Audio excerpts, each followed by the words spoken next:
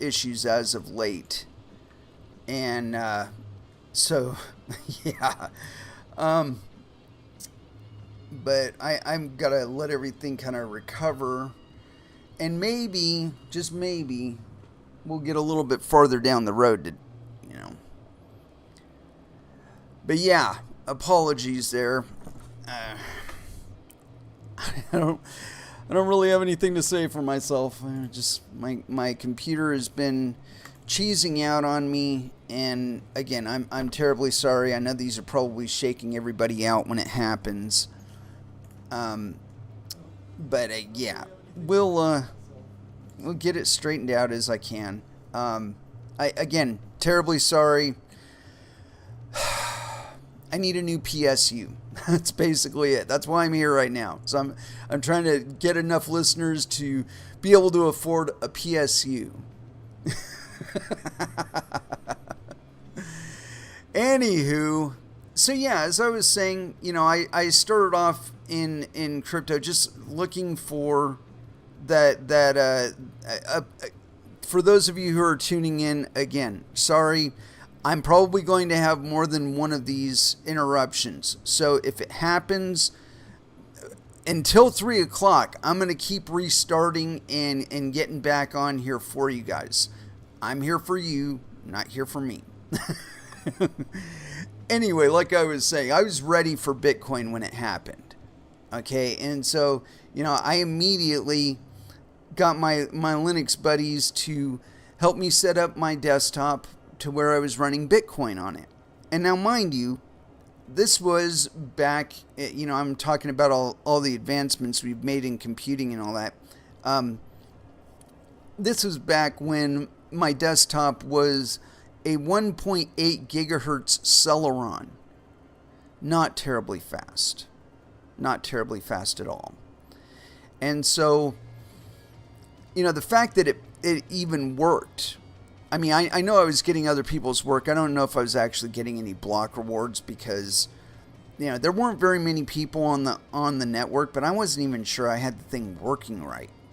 I wasn't even sure if the paltry little CPU that I had was going to be enough to do it.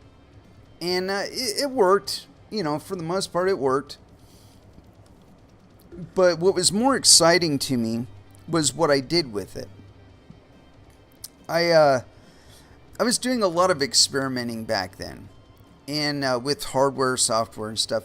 And I purchased a tablet, and it wasn't really sophisticated or anything like that. It was just a POS stupid ass tablet, and but it did do Skype, and so I decided to call a friend of mine who was in South Korea. He's a teacher in South Korea. And I want to write a note here really quick. You guys know my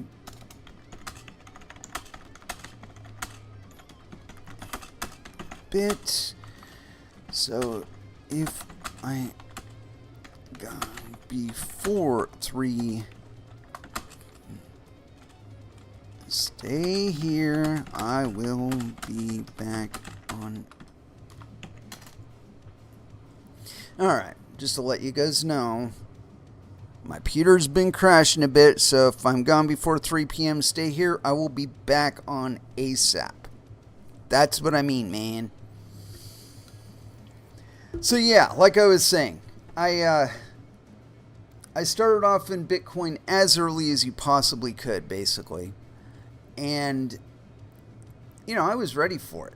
I saw all the signs, and I learned quite a few of the drawbacks of the fiat market as managed by the Federal Reserve. And, I saw it very, very personally. That Big Short stuff, a lot of it was real. It didn't make its way out into the parking lots, but it was pretty damn close.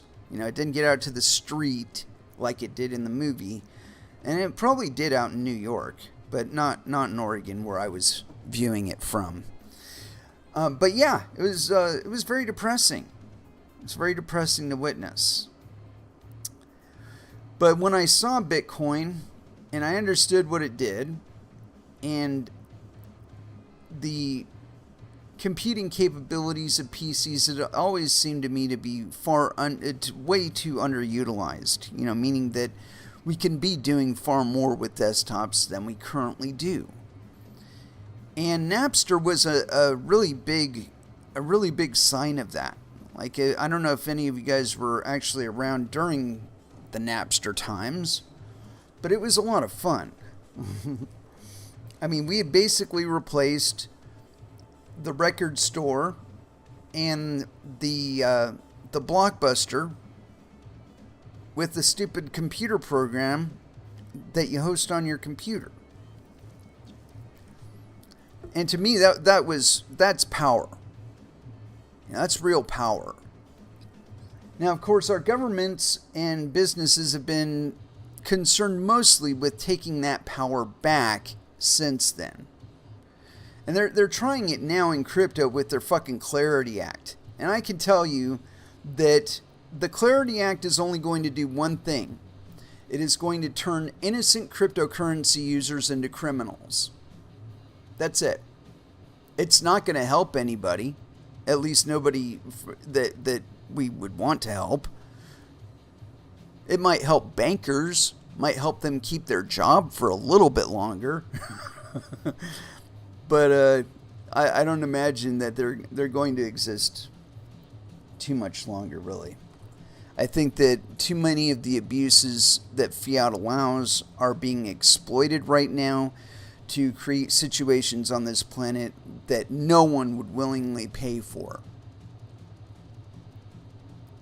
And that the overall market response is going to be to divest your monetary value entirely from these systems and your commerce from these systems, because you no longer want to pay for it to exist. I don't want to pay for Israel to exist. And for those of you who like Israel, you can continue to pay for them. But I don't like what they're doing in the world, and I don't want to pay a red cent to facilitating any of it. And if you do like Israel, you'd feel the same way on the other side. That if there were a way for you to stop the Palestinians from existing or Lebanese from existing by how you spend your money, you'd do it. If that was your goal. Well, I'm the same way about Israel. I don't like that it exists. I don't like what they're doing. And so I don't want to pay for it. I want as little of my commerce to support that as humanly possible. And so by putting all of my money in things like Dogecoin, I can kind of achieve that, because Dogecoin is not supporting the Israeli government.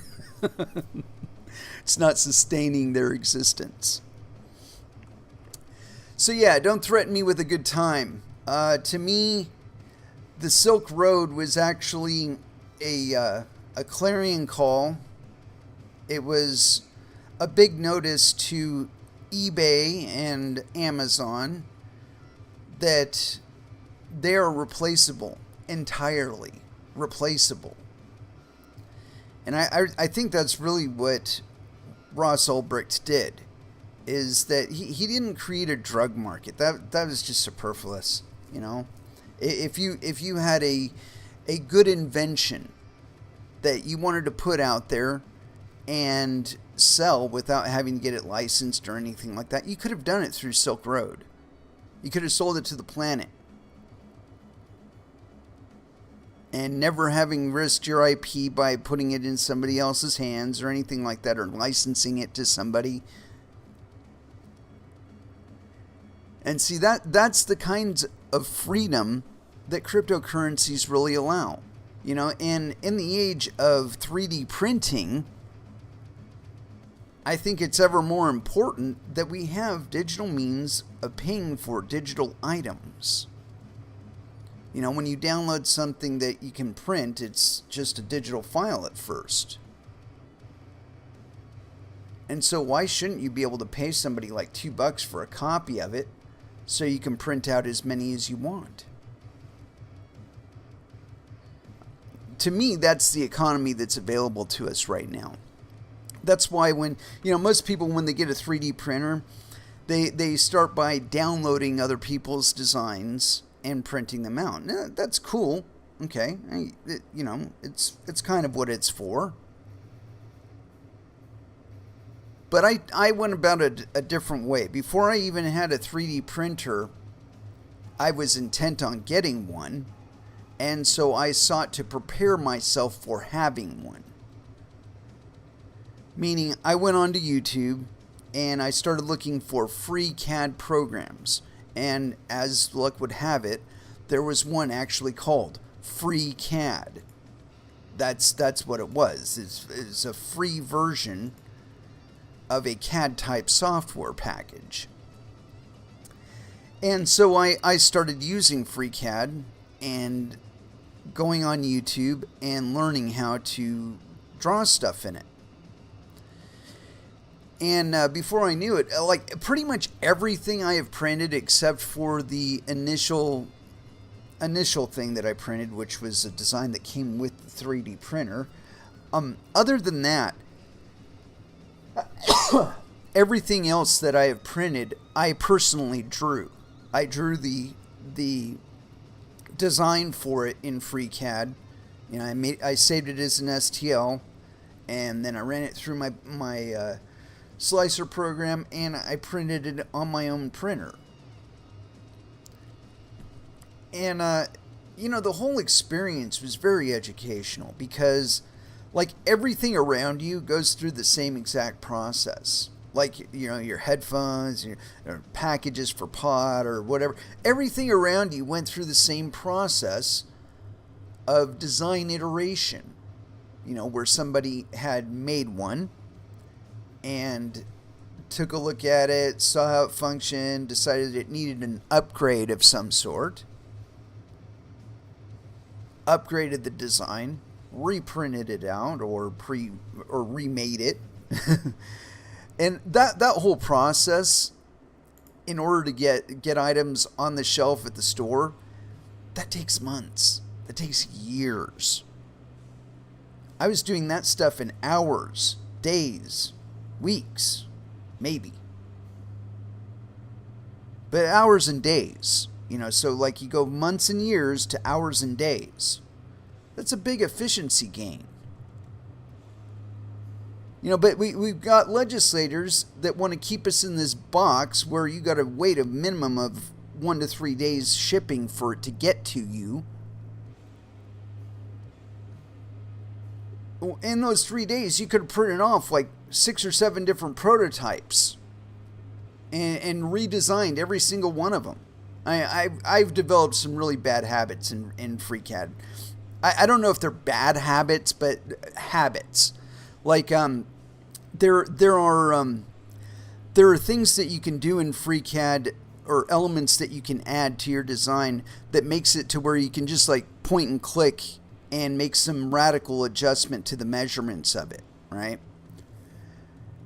Instead, what I do is I just redraw the thing. Like if it needs to be, a few hundredths off on one spot, or I just redraw the entire fucking thing. And I found that by doing that, I get way more design improvements than just the one little thing that I wanted to fix, because everything else, everything in it is really easy to do. It's all like point and click, okay? And so, when I'm going through for one design upgrade, I might look at it and say, you know what? It'd be nice if it was a little smoother on the corners or something like that, and I'll make that tweak. And so, like, when you look at my designs from the first one to the one that I actually settled on, there's wide disparities in, concepts and all this stuff, man. I mean, like, the last thing that I printed out was a base for my fish finder. See, I wanted to put a fish finder on my boat. However, it's an aluminum boat. And so if I want to attach anything to it, that means I have to drill holes in aluminum. Well, I'm opposed. So what I did was I invented a small platform that I can strap to the bench on my boat that has 4 holes in it and will host the pedestal for my fish finder. And again, I went through like probably 7 different prints, but the one I came out with that's actually on my boat right now, it's I would say probably a 95% complete design. Now, in implementing it, I found another design upgrade that I want to do on it. Like, I want to make one side into a ratchet strap. And if you're familiar with ratchet straps, you know why. They're a very useful tool. Okay, and unfortunately, with the setup that I had on it, the strap just kind of weaves in and out of the ends, kind of like on the end of your backpack strap. It's just like that. And I found, though, that I wasn't able to exert enough pressure to keep it on the bench really, really tightly. And so I took a ratchet strap and just ratcheted the ratchet on it, and I was able to get it really tight. So I figure if I take one of the sides that looks like the end of a backpack and I turn that into the ratcheting mechanism of a ratchet strap, that it'll be perfect. So, yeah, anyway, the point I'm getting at there is that all of that, like 5 years ago, 10 years ago, actually, because 3D printers have been around a while. 10 years ago, in order to do what I'm doing now, I had to have a huge warehouse full of big-ass 3D printers that are probably about the size of my house, or at least my room. And I wouldn't have been able to crank off just one. I would have had to have made a manufacturing run of them. You know, so like 100 parts per. I mean, and maybe it would have been a little bit smaller, like a prototyping lab. I'm sure they would have the capability to make smaller runs. But the fact of the matter is they wouldn't just be making one of them at a time. So, yeah, vast improvement. You know, but your legislators, they still want you to live in this world where you don't have any capabilities like that. You don't have any control like that. You can't design stuff in your house. You can't print stuff in your house. You can't ship stuff from your house. You have to depend on us. You know, we got to do special deals with Amazon to get a replenishment center closer to you. That's how it gets solved for you. Nothing you can do about it. Well, we don't live in that world anymore. And cryptocurrencies are a really big indicator of that. Okay, we live in a world where your next door neighbor's kid can create international monetary standards and deploy them himself. This is a power that only gods had. Actually, gods, not gods, but the people that we consider to be our representatives of gods here on this planet, i.e. our leaders, they were the only ones that had the capability to do this beforehand. But now we can. Now they want to